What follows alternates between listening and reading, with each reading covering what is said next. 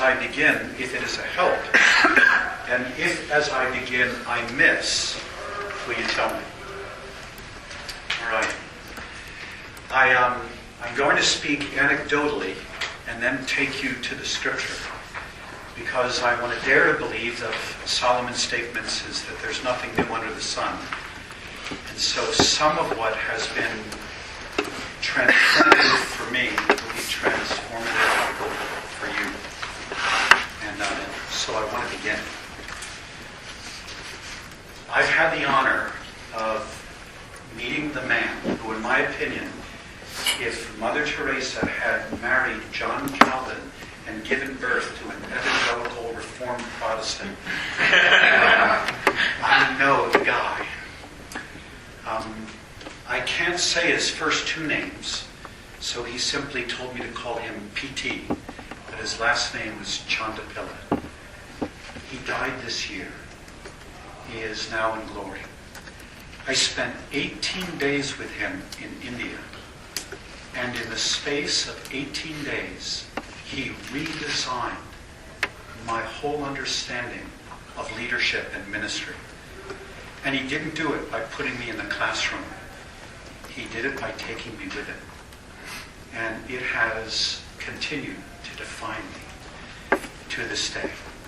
I want to begin with an anecdote about that turning point when I realized everything was changing. This is not exaggeration. Nothing I'm telling you is hyperbole. This is exactly what happened.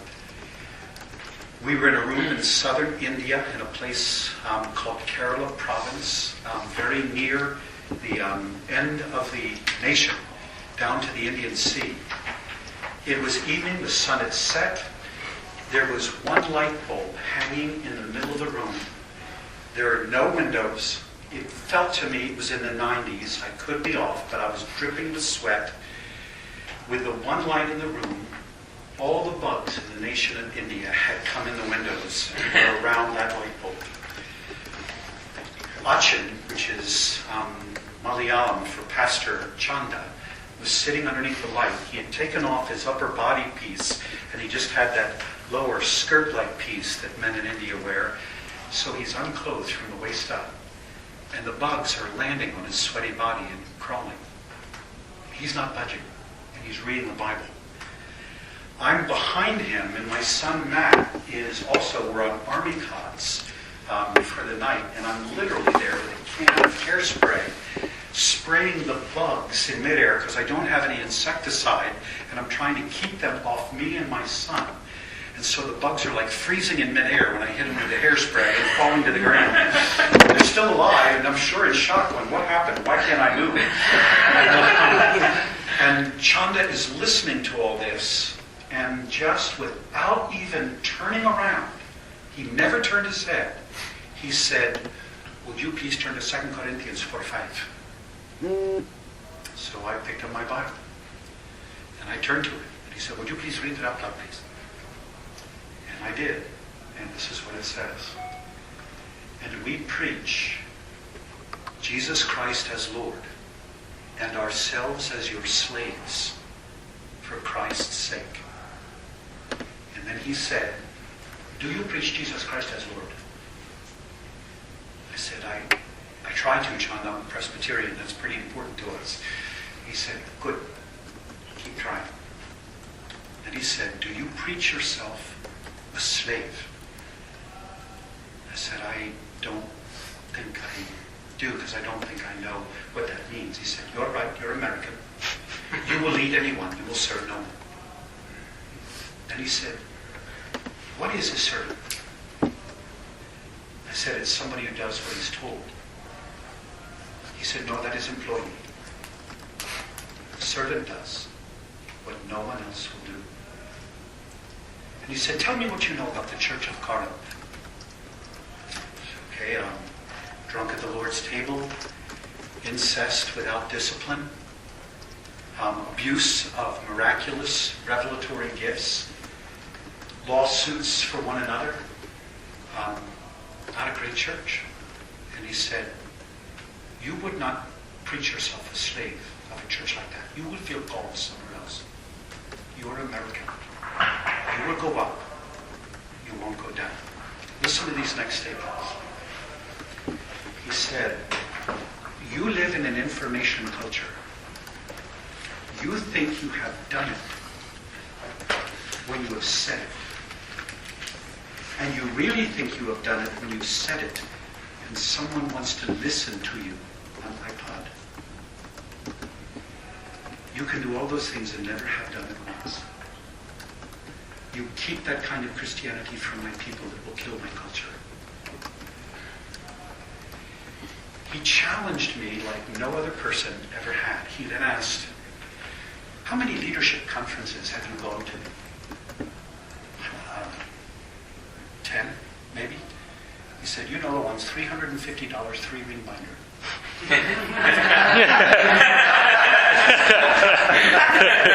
He said it. He nailed it. He knows our culture. He said, how many slave conferences have you gone to? I said, none. He said, show me lead in the Bible. I struggled. He said, you can find it. He said, show me slave. And the first verse that came to my mind. The Son of Man did not come to be served, but to serve and to give his life a ransom for many. This conversation was interrupted by my then 14-year-old son behind me saying, he's killing you, Dad, isn't he?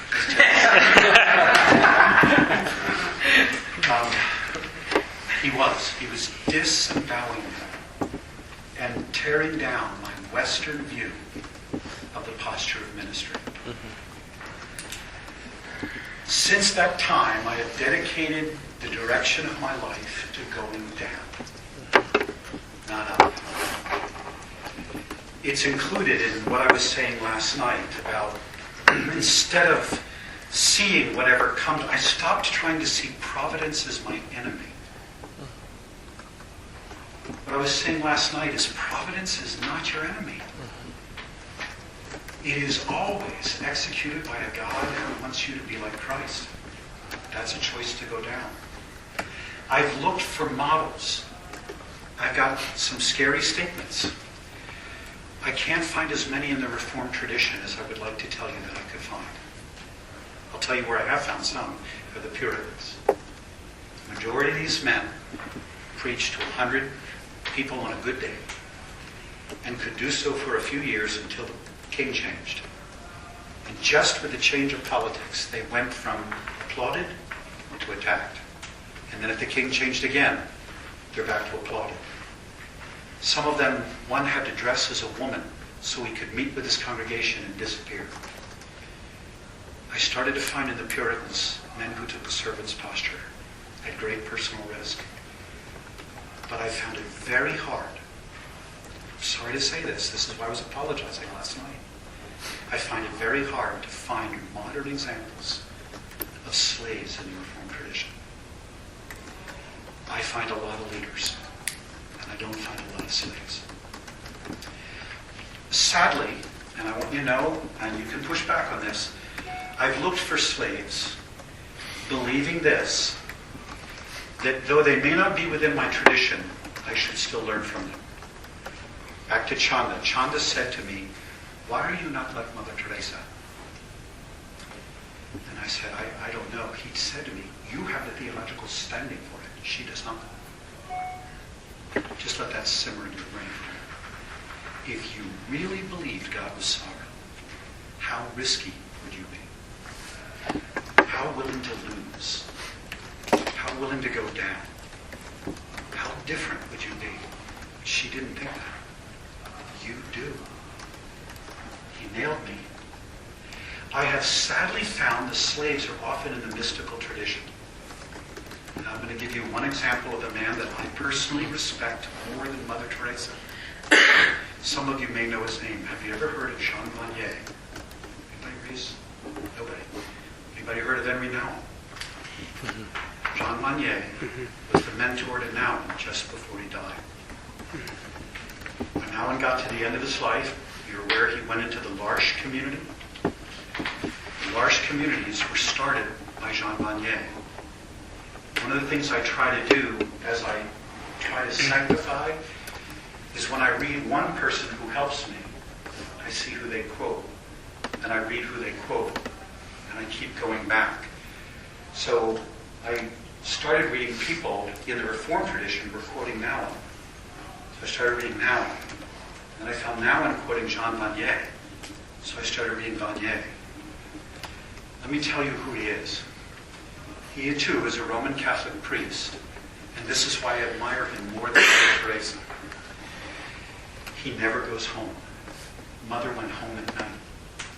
And she would worship for hours in the morning and hours at night in order to do what she did during the day. Vanier is at it 24 hours a day. He, if you would like to learn about him, you can order his Harvard lectures. It's about this thick. And he was the inaugural speaker at a spiritual life emphasis at Harvard University. The lectures are stunning. I'm going to summarize. He stands before them. He said, "All of you are ascending. I have come to bring you bad news. You think the meaning of life is going up. I've come to tell you the meaning of life is going down. If you go up, I assure you there'll be one person you'll never meet. God.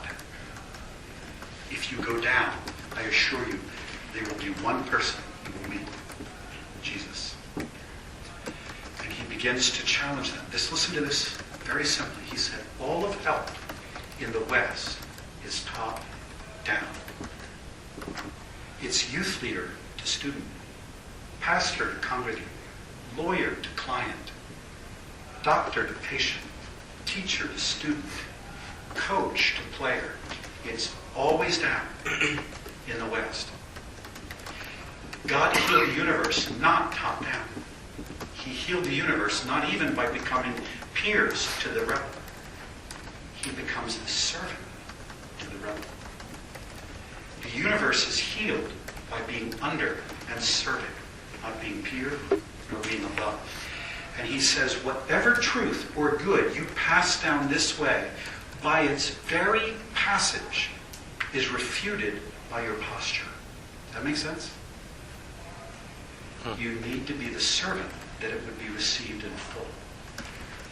That, I think, is biblical.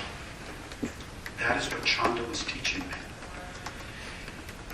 And again, I'm saddened when I don't find it much in the Reformed tradition. I'll show you some of it. I asked for a couple books to be put on the table. One is called Wise Counsel. Highly recommended. It is recently, within the past 5 years, published by Banner of Truth. It's the letters of John Newton to John Ryland.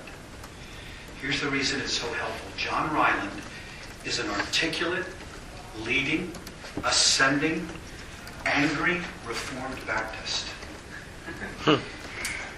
And Newton, a tender, broken, Reformed Anglican. And they start writing one another. You can watch the letters change. It says, "Dear Mr. Ryland." And as the letters get toward the end, he calls him my beloved son. You watch him take an ascending Reformed guy down. It is absolutely beautiful. It's one of those books where you're reading it, you just say, I don't want to stop. I want this book to end. So I'd read a letter and then I'd put it down. I said, no more. I don't want to finish it. Because he's constantly challenging. In one place, Ryland says, have you read my article and so, how I have decimated the Arminians once again? And he writes and he says, would that you had loved them. And just kind of in a throwaway phrase. And to read Ryland's letter back, it's like he tucks his tail and says, I guess I have to change the way that I communicate, don't I? He said, quite a bit. They're worth their read. He changes the man from the bottom up. I want to begin by challenging you to consider your posture in ministry. Do you see yourself first as a leader or first as a servant and a slave? And the implications of that will be quite remarkable. I think among the things that I meant when I said my generation has rationalize our mediocrity. I think my generation is filled with impressed leaders. I'm not sure that I see many slaves. That's something we've handed you. Please break the cycle and begin to go down. What will it look like if you do? How will your life be changed? I'm going to mark it by several things. Well, first, let me just stop. This has been a theme of my life. 2 years ago, I touched on some of these things. Is this boring, confusing, unneeded? Could you give me some feedback? It's good. It's good. I'm going. Please keep going, yeah. Anybody, this is like, oh yeah, sure, got it. Not that I got it. No, I just feel like I want to throw up. That's all.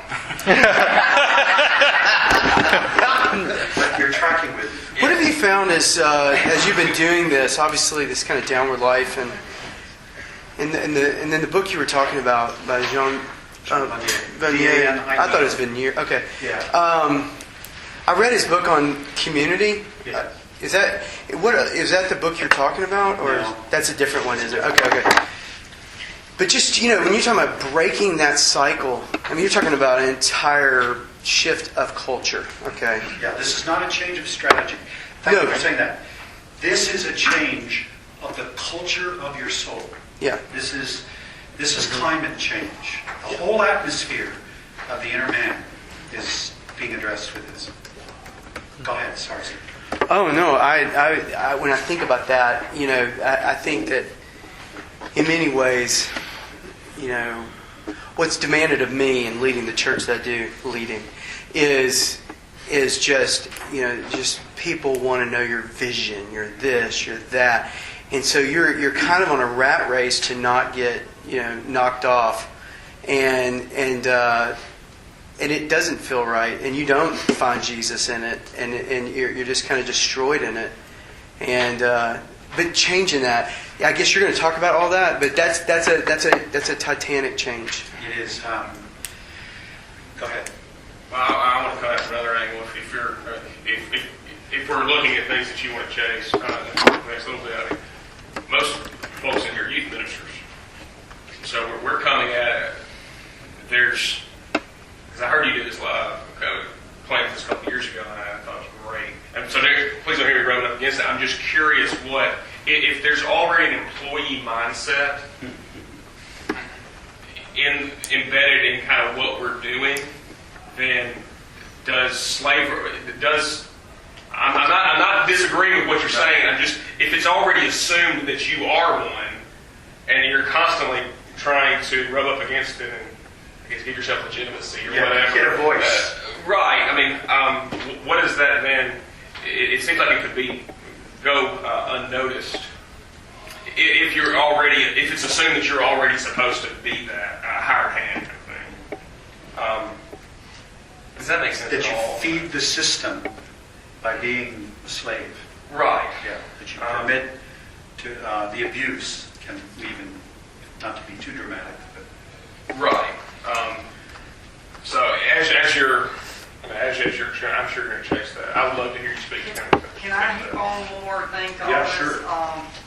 I'm going through, what you're talking about, I've been going through for the last 2 years. God has really grown me down this trail that you're on, and just a different road, different pathway, but I'm really relating to everything you're saying. And the thing I would love to hear you talk about is how receptive has your family been to the changes that, the bottom up, that can be a big, change for everybody, and not just how well received is it by your family, but how well received is it by your church even. Like, I've been, when I meet with my youth committee, every one of us have to meet with people, and they want to know how your ministry's doing, and we're automatically supposed to say, oh, we're doing great, here's all the things we're doing here, and I want to say, look, we're not great, and I want to show them humility and not false humility. I want them to know that we're sinners here, but yet, am I endangering my job? It's hard to get your church on the same page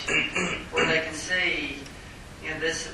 I want to reflect the gospel. I don't want to be on top looking down saying, look how great we are, we're trying to bring you up. I want them to see that I'm on the bottom and and just trying to get your congregation to where you can be that person on bottom, and they're okay with that. And I want to try and get to this, but one, I want to thank you for saying that you remember it from 2 years ago. Anybody else remember when I went this way before? Do you want me to stop because I went this way before? I'd love to tease it out. You're being honest. Yeah, and one of the things I've noticed you're adding the ascending and descending language, so I want to hear more about that.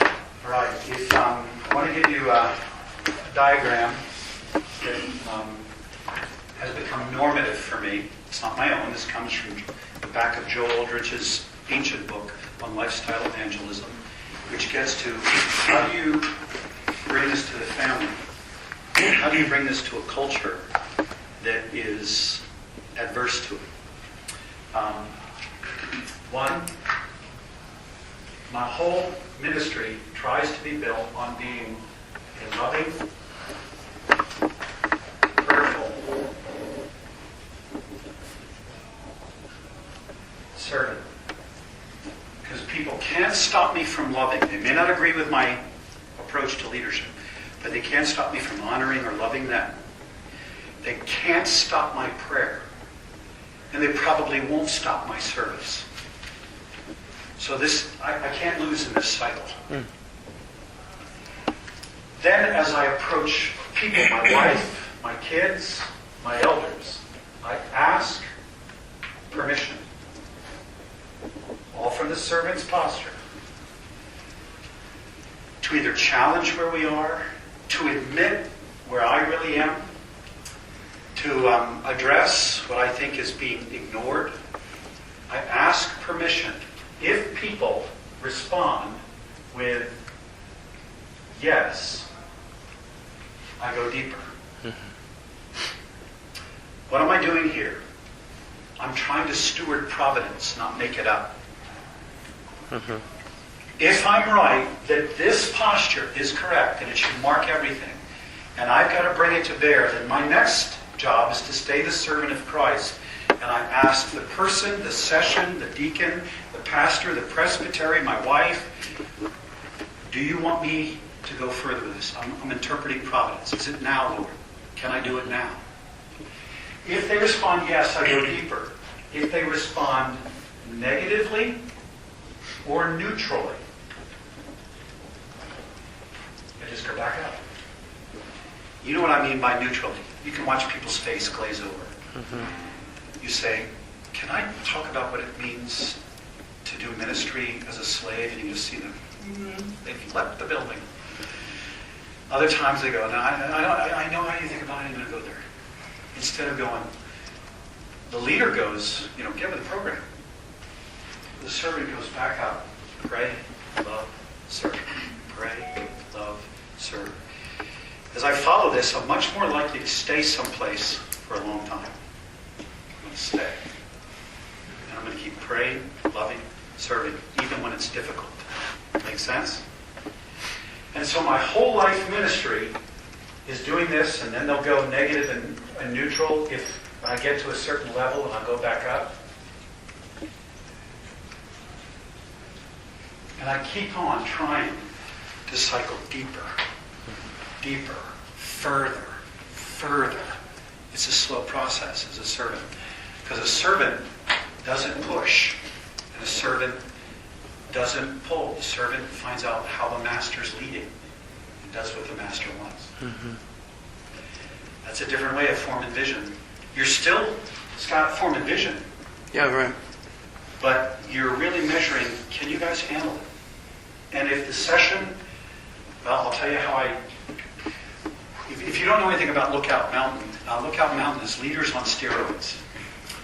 I mean, there are judges, lawyers, and Fortune 500 company leaders on the session. And, when I came on, there were 2 moderators of the General Assembly. What pastor in his right mind wants to go to a church that has 2 moderators of the General Assembly on your session? Board of Ligonier Ministry. I talk about intimidation. I was like drowning in the fear of man. And I had already been with Chanda, and I said, I can't go back. I can't go back. I'm probably going to make these guys mad as spit. But I'm not going to stand up and fake it and act like I know what I'm doing. I have no idea what I'm doing.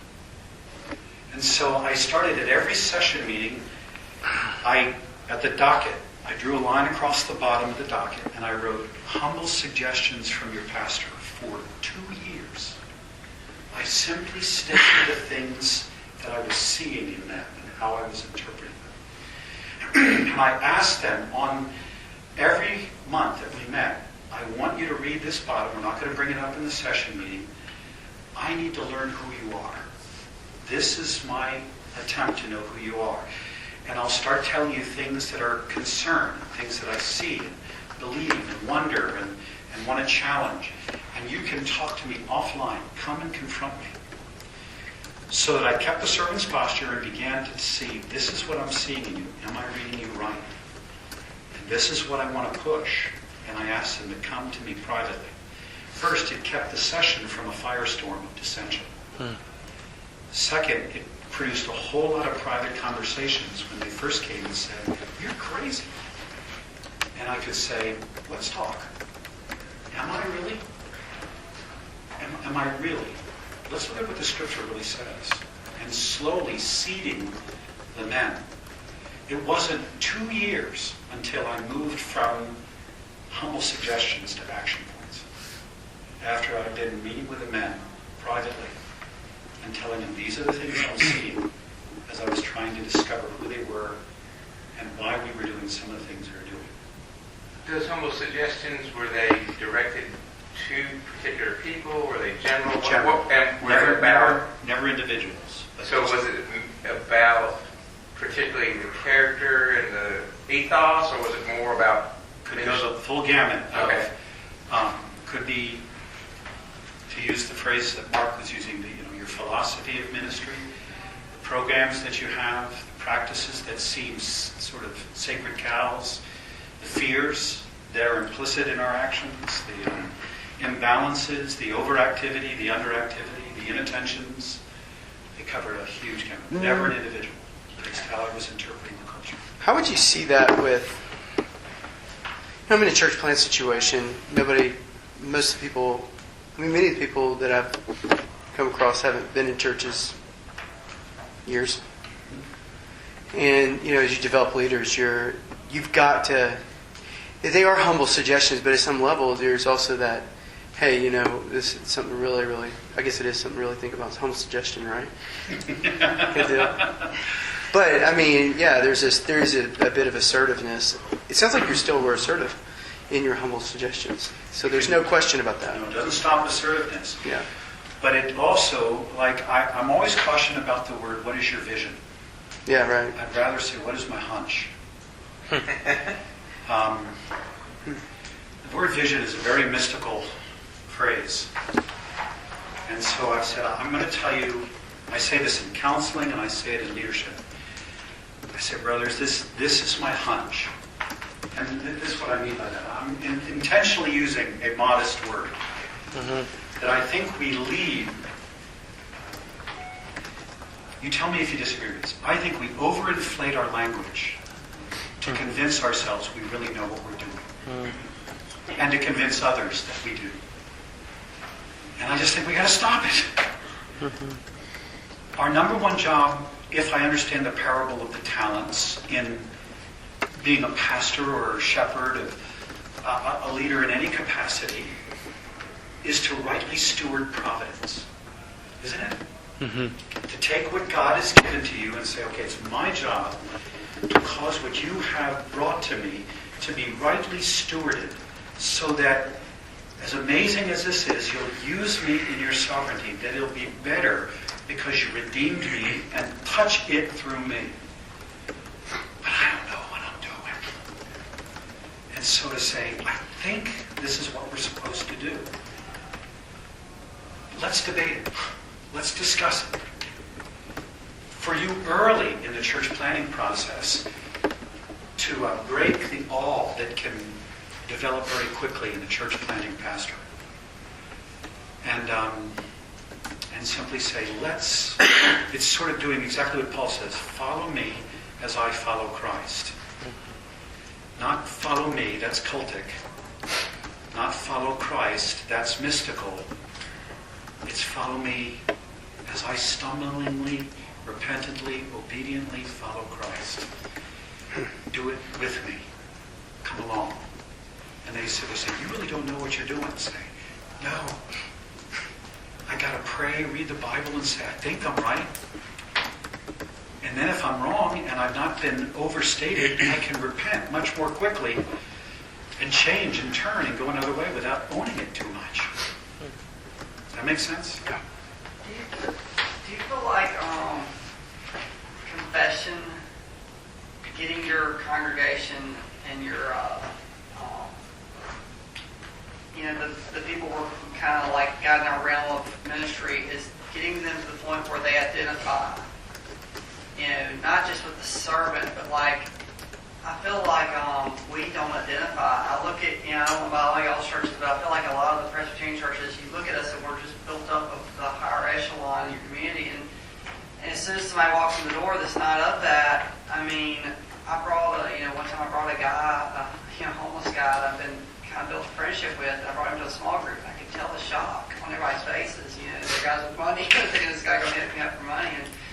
But it's like nobody could identify with him. And the guy was a sincere believer. I was shocked too when he walked in my door. I thought, okay, this is a ministry opportunity, and he became a friend to me. And I just didn't expect that, And anyway, I just feel like,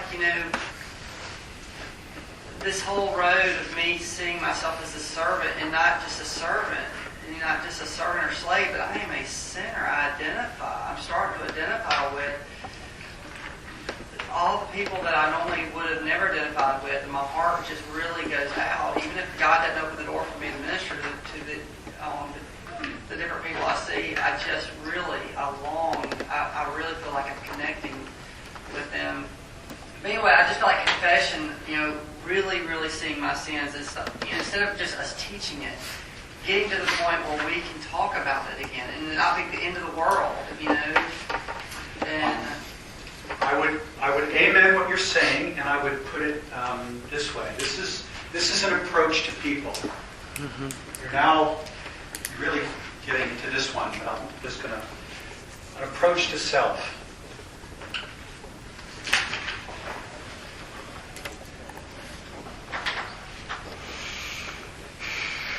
In the approach to self, it's living out of weakness and vulnerability, not strength. This is why I put leading with a limp. Mm-hmm. I think it's the best book on leadership I've ever written. And, you got to deal with Dan Ellinger's gender neutralization of the language. Just screen it out, But when I read it, I'm Dan's friend. I'm like, cut me a slack, Dan. You graduated from Westminster. What are you doing? Anyway, it's still, I gave it to a guy who's a leadership coach. I'm going to give for a question. Who's Peter Drucker. And I said, read this book. He came back weeping, literally weeping at Starbucks. He said, I have never read a book on leadership that begins with weakness. And I said, I think that's part of our problem. I'll be real strong. And I think that's why 2008 happened with the economy. I think it's why 1929 happened. You can create economic leaders that are self-impressed. You can do anything. You create slaves. You can transform companies. But back to your question. How I live is pretty much an open book, and it's risky. But the Bible is replete with pulling down the pants of every person in it and pointing at it. That's the nature of revealed propositional truth. Yeah. The only person I can find in the whole of Scripture text, obviously other than the Master himself, who gets little pants pulling down is Daniel. He's the only one. It's sort of hard. And Isaiah is tough too. He's so strong. But in Isaiah 25, he leaks. And he says, I waste away. I waste away. I was like, wow, finally a vulnerable statement. And then Jeremiah is cursing the day he was born, in which he died on his mother's knees, and it says, I've got an incurable wound, and you deceived me, and I was deceived. But they're ruthless in showing you the weaknesses of the people. Aren't you glad? You weren't alive when the Bible was being written. It would all be in there. Why don't we live that way? Joe, Yeah. this is all wonderful. I think the hard thing is that in a lot of Presbyterian churches, there's the affectation that all of this is already going on. And how do you show people that you're serious about it and you're not just playing the same game that they're playing without pressing the issue a little bit? Short answer is going to be model and loss and yourself. And I want to tie your statement to your statement about bringing the guy to the church or him coming to the church. I've tried to invite people into my life. Slowly. Individuals, pastors, elders, deacons, into my failure and how I deal with my failure. That's why I gave you everything I put in the back. And I try to say, this is how I deal with what's wrong with me. I don't just say, I'm a mess, but I try to show them how I deal with being a mess and how I work it through. And so I invite them to learn. And I begin exegetically. Here's the most recent example. Turn to Psalm 61 and I'll show you the most recent example. You all know what embedded journalism is? It's a new term. It didn't come out until I think like the 1950s. 61. And there's his name, Bob, was it Woodard? Was the ABC guy who was embedded, who had huge brain damage because of an IED? Wasn't it? No. Woodward? That was one that did the Nixon War. Yeah, that's why I'm not saying Woodward. I think it's Woodard. Oh, I think. okay. Yeah, that's right. At any rate, embedded journalists are in the battlefield, and they're writing from the battlefield, so you understand exactly what's going on. Have you ever realized how much of the Psalms are embedded journalism? They're mid-agony. What's the psalmist doing? He's inviting people corporately into his battle. Like, listen to Psalm 61 freshly. Hear my cry, O God. The word for cry here in the Hebrew, there are a lot of words for shout and cry. This is the word for song. What an amazing choice, since the next thing says, listen to my prayer.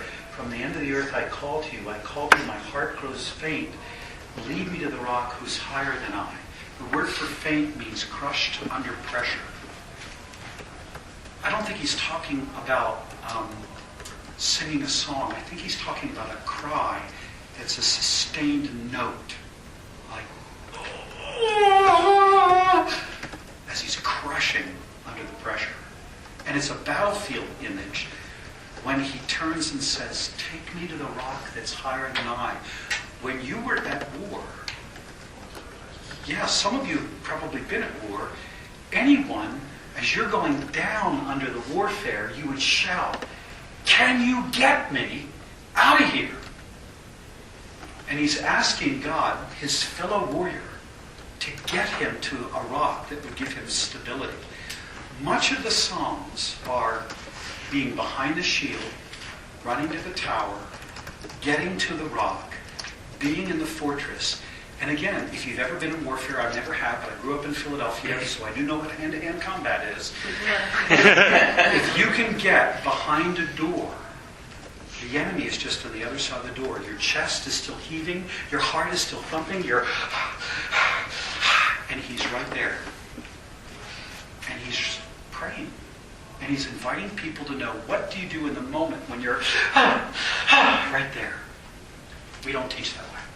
And so my answer is, I model it and invite people in. And say, I want you to know what it's like. How do I do that? I'll just say, can we meet together? When I came to Lookout, I started very hard to try not to get the job. And because I told the Lord, I couldn't imagine that he would want me at a place like Lookout. I mean, I knew Sandy Wilson. I literally said to Sandy before I went to Lookout, Sandy, who's going to follow you? Oh, boy. So I kept telling them, I said, I'm afraid. I pointed to the two moderators and I said, I'm scared to death to work with you guys. You're such outstanding leaders. I don't know that I can help you. So I was very honest in the front end, and I said, so I'm going to just talk them out of giving me the job. And they kept coming, and kept coming, and kept coming. So I was pushing Providence, I felt like, to say, Lord, if you want me there, you're going to have to put me there. And it just kept coming. And when I arrived, I met with the elders, and I said, I want to talk with you now about how I'll leave. I don't want to come as a Presbyterian and leave as an Episcopalian, which is often what happens. You come in because of a group wants you there, and you leave because you decide it's time to go. I said, that doesn't make any sense to me. I want to know what I said to all of you when I came in here. I don't want to walk on eggshells. If who I am, where I'm leading, how I'm going, is not what you want, just tell me. I'll cry, you'll cry, but I'm not going to fight. I'll step away. If you don't want who I believe we're supposed to go in the direction of being, I've not come to do harm. I've come to try and help. So you can come to me. And if I know that that'll happen, I'll be able to move ahead with much more courage. But if I'm thinking, kind of looking back over my shoulder, what is he doing? And talking's all going out there. It'll drive me crazy. Just come. I've already turned my resignation in once when, trying to interpret Providence, we planted 3 daughters in the space of about 4 years. Pretty risky. And the congregation was having questions. Where's our pastor? I could go into more detail. But I came to the session as I heard it in the congregation. I came to the vice moderator and I said, here's my letter of resignation. I'm not saying I think I should go. I just don't want you to have to pull the trigger. This is very hard. This is very scary. We may not get through it, but you've now got the reliefs. You can just say it's time to. We can't survive the trauma. I tried to find a way to go down while using testing Providence in the session. I think I continue to try to do that with staff and elders, to say when it's time, I want to know. But also, so am I getting at your question? I think that it includes saying to my wife, to my peers as elders, is it time for me to go? And testing it. I'm putting the question. Because I'm sensing I'm pushing a rope, that I may not be the one to do this. And it's all right. I don't want to, but I'm not unwilling. I'm not following you, I'm following him. So is it time? I think that's doing it without leaving with teeth gritted, clenched fisted, doggone ya. Is there a positive way that happens as well? I mean, positive affirmation of people, encourage people. Yes. Okay. Because you've given the negative side. I'm wondering how the positive side happens as well. When I did that to the vice moderator, he said, "What are you doing?" I said, "I'm freeing you." He said, "We don't want you to go." I went, "Well, thanks be to God. I don't want to go. But this is scary. We got a baby in the birth canal, and Mom is upset that she's going through postpartum depression. Either one of them could be in big trouble in a short amount of time. I don't want to harm the church because of this step forward." They said, "Stay." And I went, "I'll work hard. But you've got my resignation, and it's okay." And I turned to my wife and I said, "Agreed?" Which I had to get to the point my wife would follow me in this. And she said, "I'm with you." I said, "Even if I'm flipping burgers at McDonald's?" I said, "I'll be assisting you." And I kissed her and I said, "Man, did I marry up." So hold your question because I want to go to the second one. I was going to piggyback on the first one. Okay, go ahead. In that sense, I feel like in a lot of ways, after I'm done with this week, I've done it for 6 years now, and because I'm not, this is going to sound very prideful, as you're feeling some of my sin here, but because I'm not the senior pastor, I feel like every week I leave here, I leave with amazing growth personally. But I feel like I'm putting it in a reservoir that I'm filling up to use later. Because I feel powerless to implement pieces of it where I am. And so that's where I kind of piggybacking on that. I think it's part of one way God is stirring my heart, but it's also a concern for me that youth ministry becomes that. It becomes, you learn all this, you gain this experience, and then it becomes a reservoir that you use later when you reach, right, when we go up to the senior pastor level. And I don't know, so it's conflicting in my own heart. I understand. Are you calling me to be a senior pastor? Are you calling me to continue implementing service where I am? It's worth asking that question for you, I think, because it sort of gets to your comment about being inside the culture. It's worth at least asking the question, testing providence, and testing it with your wife, and testing it with others.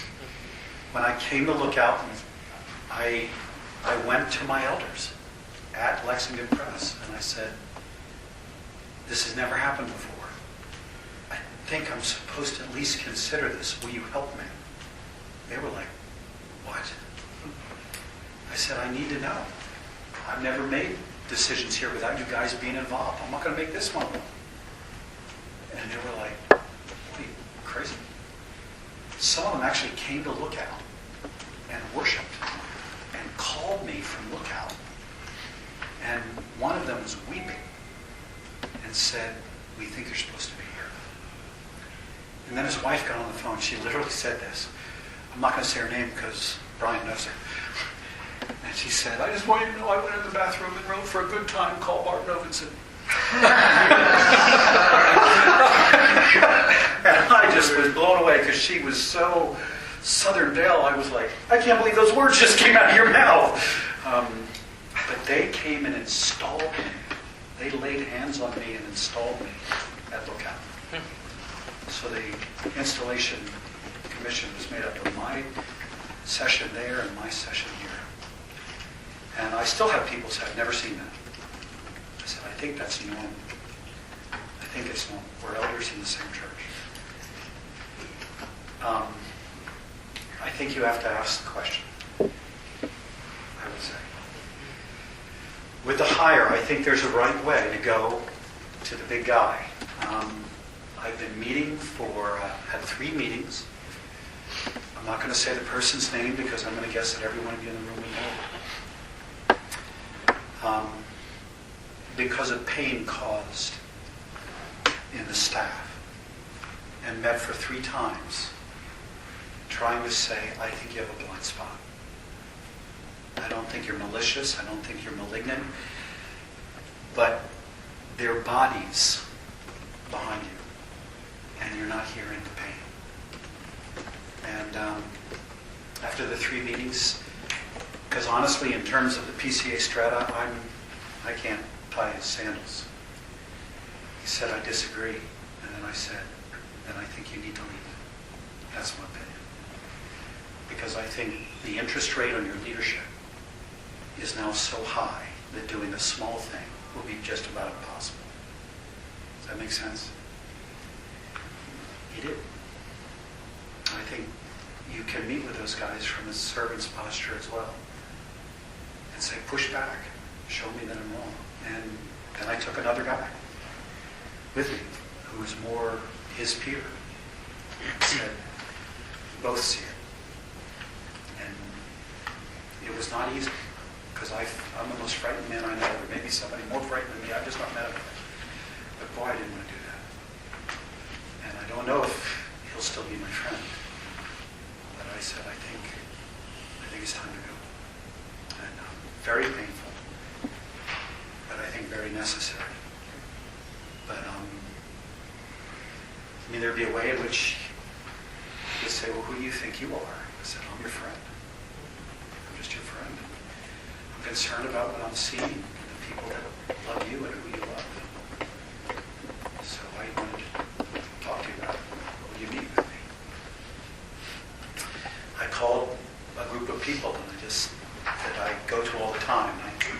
I have a fellowship of the ring. This comes back to how I view myself. I have 5 people that I've asked to do 4 things. I asked them to email me, text me. I don't tweet, so don't tweet me. But snail mail me, call me, best of all, show up. And all I'm asking you to do is make Jesus large to me. That's all I'm asking. Sing, write. You can do anything you want. Just make Jesus large to me without my asking for it. Just do it whenever you want to. I want to tell you what this has done. It has made church a means of grace to me. The timing of this contact from these people is unbelievable. I was sitting at one of the lowest moments in my ministry. I was, in fact, about to write a letter to all of them. And I was typing, I'm about to blow the horn of Gondor. And any of you who are Lord of the Rings fans know the horn of Gondor never fails to be heard. It will never fail to come. And he called. And I literally looked at the ceiling and I went, did you do this? And, I did hear his voice, but it was like, who else? The timing was just, so the call, tweet, whatever. Second, I want to be prayed for. I want to be prayed for at the center of your prayer life. It's every day. I want it every day. Third, if my number does come up on your ID, answer. I'm not calling to chat. Or call back as soon as you can. And 4, I may need to meet you at Rivendell. I may need to just come and hang out with you because of my roots. And they don't even have to live in town to do those things. And when I wrote Blowing the Horn of Gondor, one guy called and sang to me. Another guy's in his 80s. He had just had a car accident and crushed his hand and was recovering. He had his wife put him in a car, drove to Lookout, sat in the 3rd pew. When I stood up to preach, I saw him. He was crying, just looking at me. I could barely get through the sermon. When the service was over, he held my face and he said, Jesus is enough. And then he kissed me. And he walked away. Another guy just wrote me all these quotes. It said, Dear Gimli, this is Boromir. And it was just filled with Lord of the Rings. And I just cried as I read it. And he ended, he said, now, let's go hunt some orc. And I went, yeah. So these are ways in which I try to strengthen myself to confront a big goal. So, or just to be me. In some ways, we might be in the best position. We're kind of at the bottom of the totem pole. If you want to look at it, we're in the best position just to model this. And I think it's so cool because the gospel will prove itself true. You can go humbly, acknowledging your position. I know I'm not you, but here's what I'm convicted of. And say it in a humble way and not try to kick down the door and let the gospel do its thing. And I just think it does work. I think an example of that, again, it's from outside the Christian tradition. The single most influential person in the history of the nation of India, outside of Mother Teresa, who had no authority, was Gandhi. And he had no political power. And if you read his writings, they have more in common with Jesus in the Sermon on the Mount than they do with Hinduism. And from a low place, he turned the nation. It can be done. So I would agree. Yeah. In terms of, you have these people, Fellowship of the Ring, right? Mm-hmm. I have, I don't know how to, as I've tried to deal with myself and with folks in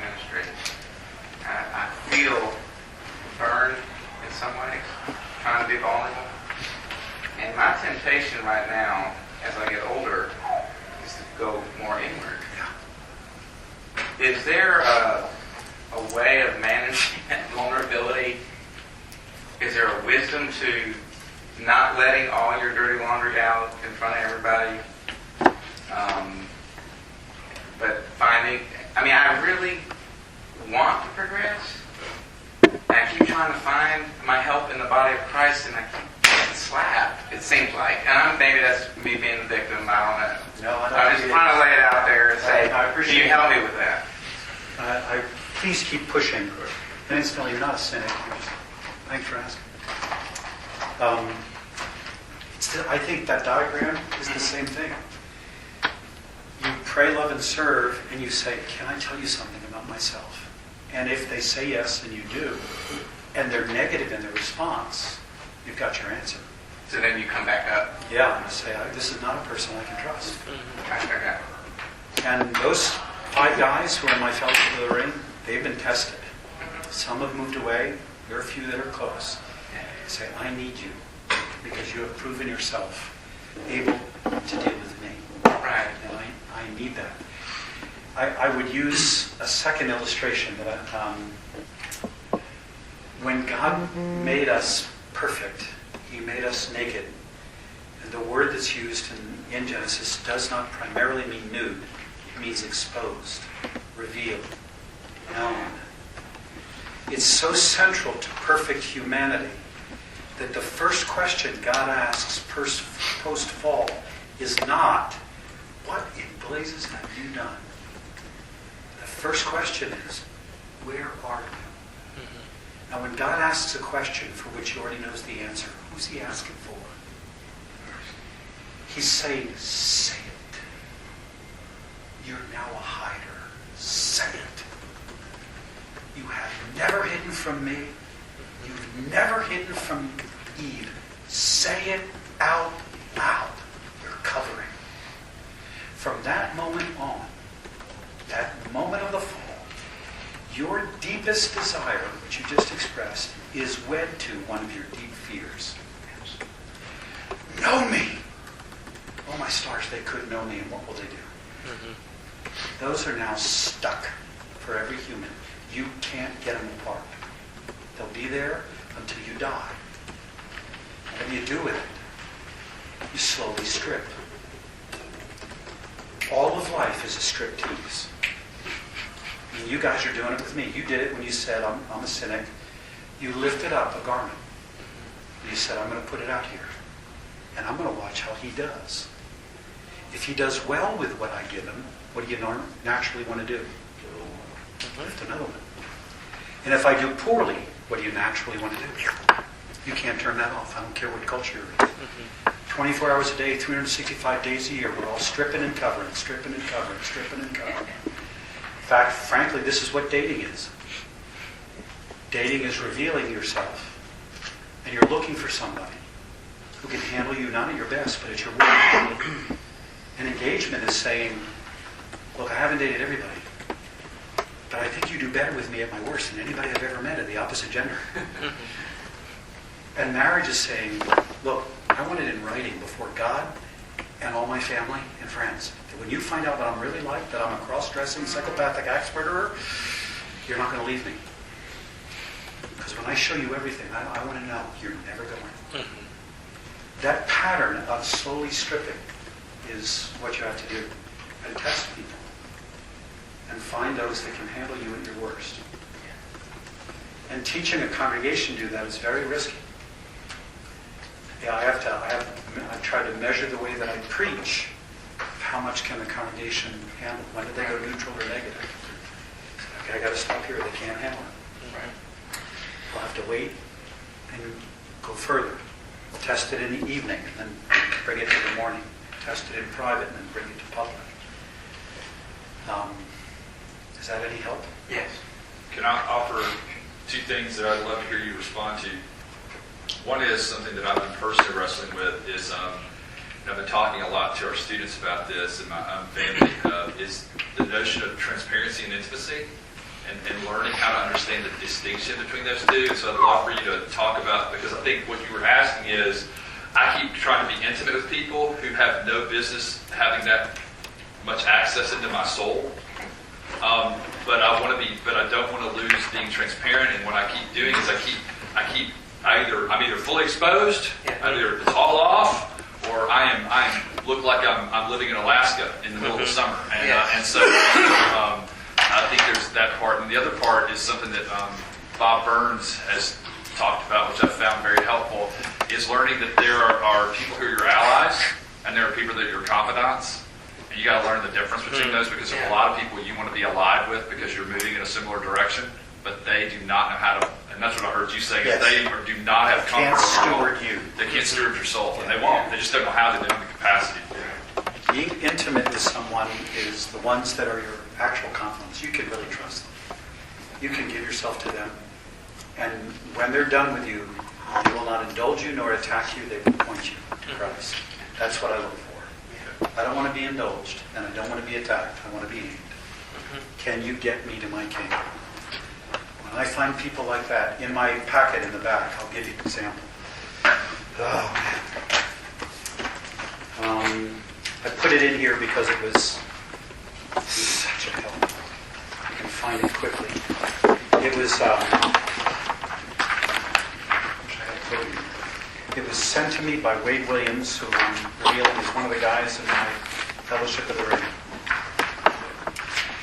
And incidentally, Wade is facing brain cancer. He's got a glioblastoma.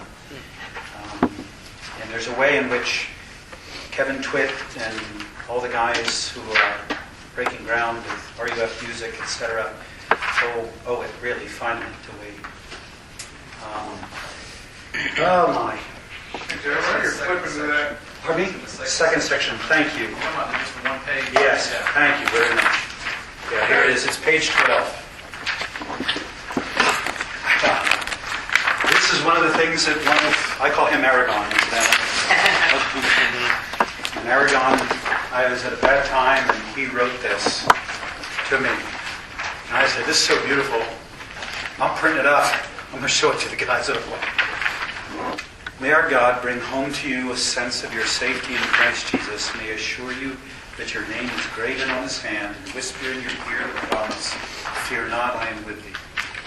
Look upon him, the great surety of the covenant, as faithful and true, and therefore bound and engaged to present you, the weakest of the family, with all the chosen race, before the throne of God. And in such a sweet contemplation, you will drink the juice of the spiced wine of the Lord's pomegranate, and taste the dainty fruits of paradise. You will have an antepast of the enjoyments which ravish the souls of perfect saints above. If you can believe with unstaggering faith, and faithful is he that calleth you, who also will do it.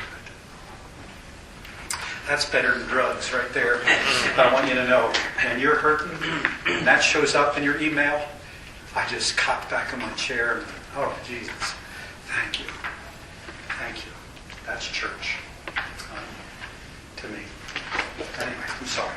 there's a quick question. Is that those relationships with those 5 men, is that reciprocal? Yeah. Okay.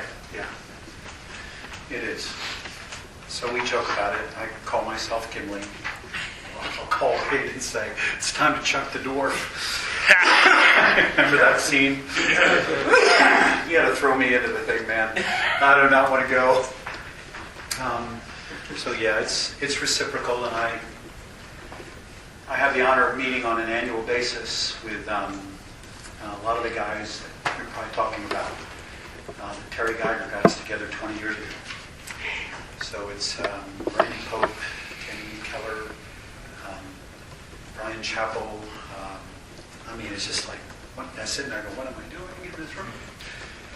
And we were in Atlanta, and Wade was diagnosed, and I drove over and got Wade, brought him back, and put him in the middle of the room and said, let's just lay our hands on him and pray. And because it's reciprocal. And I came over, he said, what are you doing? I said, get in the car. I said, let's get in the car. And let's go. And we just cried our eyes out, praying for him. And it was fun to hear those fathers in the faith say to him how thankful they were for his leadership in ministry. So beautiful to see. More questions? What time are we supposed to end here? Are we supposed to be done? Like 2 o'clock. Is this boring? Is this boring? Absolutely not. Is it any help? Yes. Are we supposed to be done at 10:45? Can I just tell you a little bit about how I've tried to do this with staff? Now I'm gonna sound like I know what I'm doing, and you need to understand I don't. We backed into this. But as I've tried to go this way, bring this posture to the staff, I've come to this statement. This will probably make some of you frustrated because you're in this kind of staff. I've said, how do we say we're committed to Presbyterian government while we have Episcopal staffs? How have we theologically gotten away with it? It's purely Western. It really is. That we basically have a boss, middle management, and then support staff. And we function this way. So this guy is given the privilege to bring in staff, bring in his team. And it's like, so Providence wasn't working till you get there? Like all the relational currency that's been earned by all the staff that's already there, it's worth nothing? So one of the first steps I took when I was being interviewed at Lookout, and they said, you can bring in staff. And I said, well, this may prove you don't want me. And the chairman of the committee said, why do you say that? I said, why would I do that? So because you're the head pastor. And I said to him, so you guys don't feel close to the present staff that have been there? Well, sure we do. Well, why would I fire them? If I'm supposed to be there, I'll be able to work with them. And he went, okay. They weren't even going to let me talk with the staff. So I said, it's not my job to mess with your process, but I can't come if I can't meet with your staff. So are we done? He went, no, you can meet with our staff. So we met in Atlanta, and I sat down and I said, gloves off. Gloves off. Say anything. I'm going to say anything. When we leave this room, we're going to know one another. And if you don't want me there, I'm going to ask one question to the pulpit search committee chairman. I'm going to say, were they unanimous? If his answer's no, I'm not coming. You have veto power. And they all looked at me like, what? I said, if I'm supposed to be there, we ought to work together, and none of you should feel like your job's on the line when I show up. That's a great way to begin ministry. What's it going to do? How long am I here? Yeah, well, that'll instill confidence and carrying on. And so we did. And I asked him one question. I said, were they unanimous? And he said, yeah. I was told to tell you they were absolutely unanimous. I went, oh, man, I think I might be supposed to go there. That's how I started. Now, the thing I backed into is that initially I asked, out of the 52 weeks, that one half of them be given to the other pastor, who was then Frank Hitchings. I said, he's been called to preach, I've been called to preach. Why, if somebody's called to preach, should they not preach simply because I have the gift of preaching? Where's that in the Bible? Don't you want him to stay? If you want him to stay, let him spread his wings. I don't have to preach all the time. I want to be fed. Let me sit under his preaching. And then as we've added staff, we've gone another step. Now we meet every Monday, and we exegete the passage for 3 hours together, 5 pastors hammering on the passage. So we come out of there to the outline for the next week. Now Lookout is not a very big church. The sanctuary seats 380, but there's about 1,100 who attend. And so we've had to increase services. So we went from 2 to 3, now we're at 5, with 4 of them taking place simultaneously. So there's 3 in the sanctuary and 2 in the fellowship hall. We meet together, and a pastor, no offense if you're into this, but video church kind of makes me gag. I picture Jesus walking in and go, turn that off. I love it. Just anyway, so one of the pastors preaches the outline downstairs, and one of the pastors preaches the outline upstairs. And we talk all during the week. So that now we're all rotating and preaching. And we all do baptisms. We all do funerals. We all do baptisms, weddings, according to the organic relationship we have with the congregation. And we function as a committee of the session. We all come up with what we think ought to be the next step, and we offer it to the session as a committee and step back. We're just one of the committees of the session, and I'm just first among equals. Because the Book of Church Order says I've got to be the moderator of the session. But I've even backed out of that. We've created a vice moderator. So a ruling elder leads the session. So I'm one step away there, and I've got to try to keep moving down, down, down. I've now asked the Personnel and Finance Committee to change salary structure.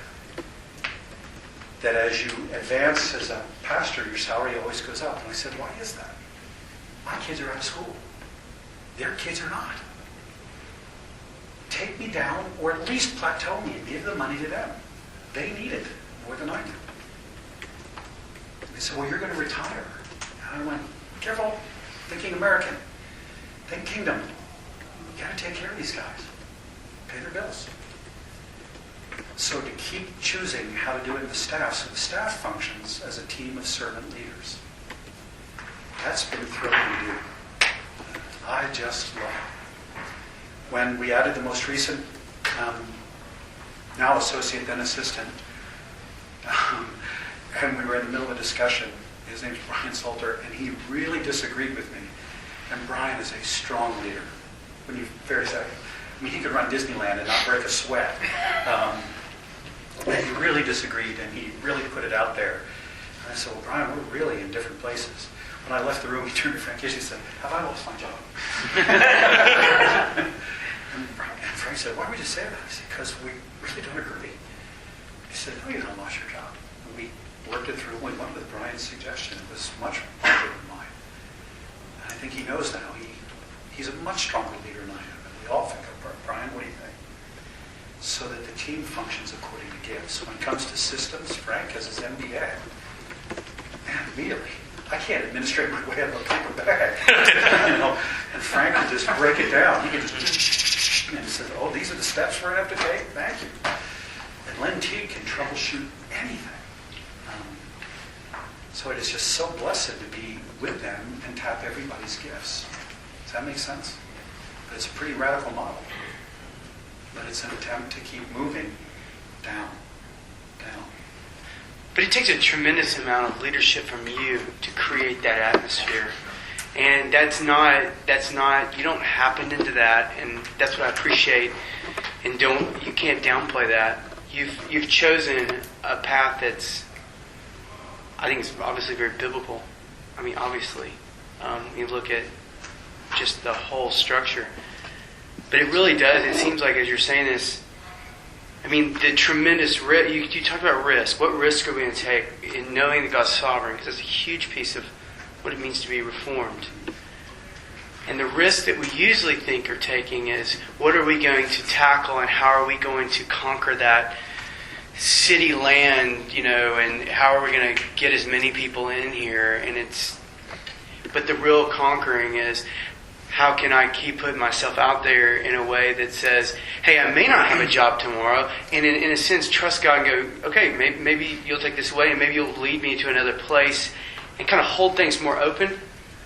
And it does create, it is hard, but you still have to lead in that. And leading and letting people flourish in their gifts and trusting them as you're going together in the gospel. You're still leading in the gospel, you're still leading this, but to let somebody loose on, that they have in crazy good business skills, it's a lot of risk for pastors. It's a lot of risk for me. I think it's something I have some of the most amazing elders. And why they're so amazing is not because they just think I'm so great. It's because they're all so radically gifted. They're so opposite of each other. I mean, I got, I can't believe, I kind of stumbled into it. I kind of knew, and God that's who we got. But as I've gone into it, I think I know what you're saying is that there's that risk of just letting someone, like I have a guy on my elder board that is, he just, like, you can't feed him enough vision.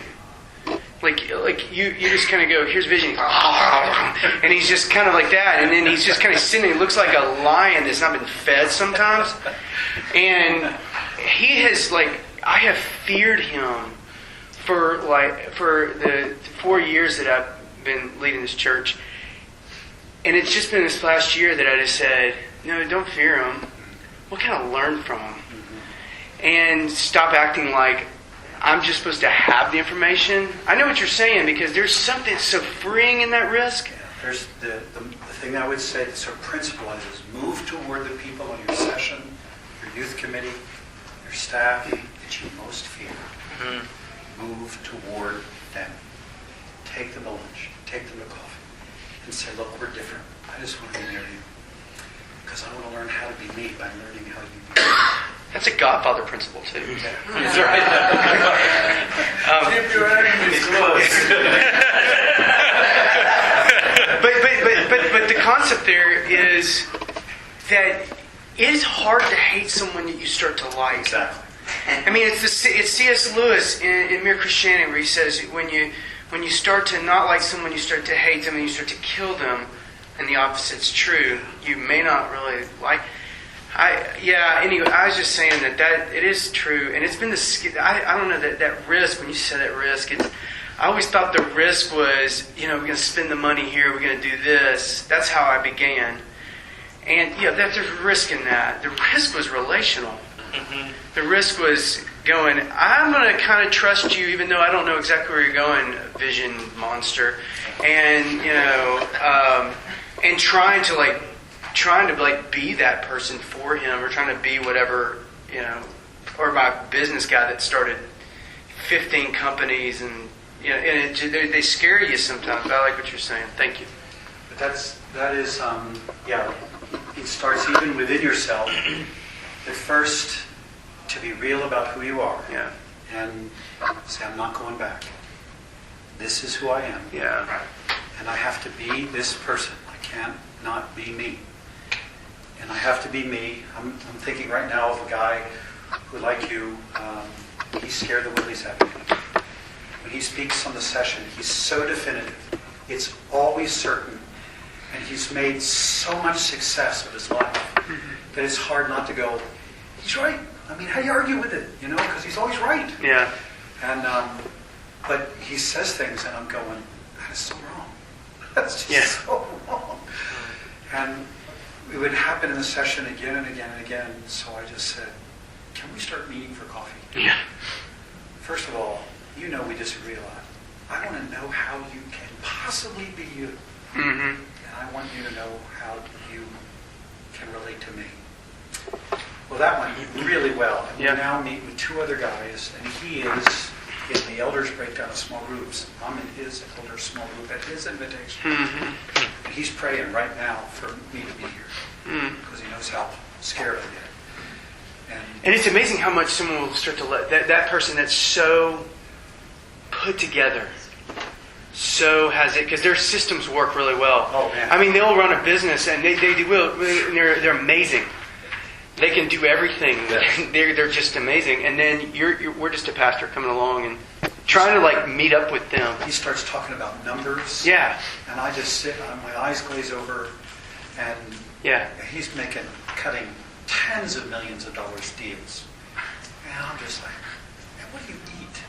Can you give me intravenous? Can you just put it in here?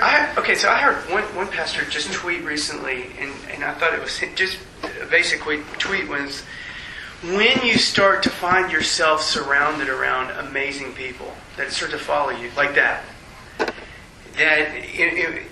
lot of times it scares us, but you're starting to build trust, and these people are wanting to be led, and it's an amazing statement of leadership. It's that you're really not the best in the room, but you're allowed to be a part of gathering really amazing people that can do amazing kingdom work, and they fit into a sliver of the pie. You know, you got to have somebody that can really break down the numbers. Yeah. But they're not going to necessarily. Yeah. If you can't risk being near people who are utterly unlike you, Yeah, and better. Yeah. that's not a good thing. Yeah.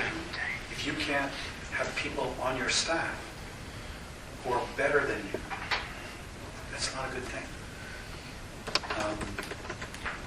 If you can't rejoice in somebody else's excelling way beyond you and being a report to you, that's not a good thing. If they don't feel like when they excel, you are in their corner, and that's not a good thing. I think that's part of the risk of we're following Jesus, not following me. Joe, you're touching on it right there, and I come back to your diagram there, and the cycle. You know, the loving, prayerful servant. In that diagram, that's you up there. Mm-hmm. But again, I want us to be mindful. That cycle can also be members of your own congregation who are coming down the track to get close to you and to move deeper with you, and you can be the one that's moving them back up. And then that can become very frustrating Very much. for members of your own congregation or your session. And please don't misunderstand me. There are some people that you don't want to move too deeply with. I completely understand that. But there are pastors and ministry leaders out there that want to keep it very superficial. Let me tell you that this is, again, part of the reason that we've broken down job descriptions. We just were revamping them. And I said, I think for this to continue, different than all of you, I have to be more accessible to the congregation. How's that for upside down? Because generally the senior is least accessible. And I'm saying, if it's going to happen, people have to be able to get near me and say, you bother me. And And it's just not nearness of proximity. Oh no. So I have a lot of small gatherings of people at various levels of leadership, always trying to spin this out further into the church and into the community, and keep doing it. So I said, I think I have to be able to do that if I'm going to be in a large church, lest it go to a business model. We have to keep seeding it this way, so it doesn't go to the business model, which is hard not to do. Well, I guess we're at time. Was this worth it, honestly? Yes. Yeah. It's different. It's trying to take things that have been formative to me. I'm going to try and get more to this next time. But let's pray and I'll be done. Jesus, for my sister and brothers, thank you. I hope specifically, Lord, that you would take this to deep places in us. Unfold, unveil, unmask all the shilly-shallying that we do with the truths of your word in order to make them safe when they really are sword sharp, and skewer us real quick. Help us. And for the patience of my brothers and my sisters, thank you. Take this beat now, please, in Jesus' name. Amen. Thank you.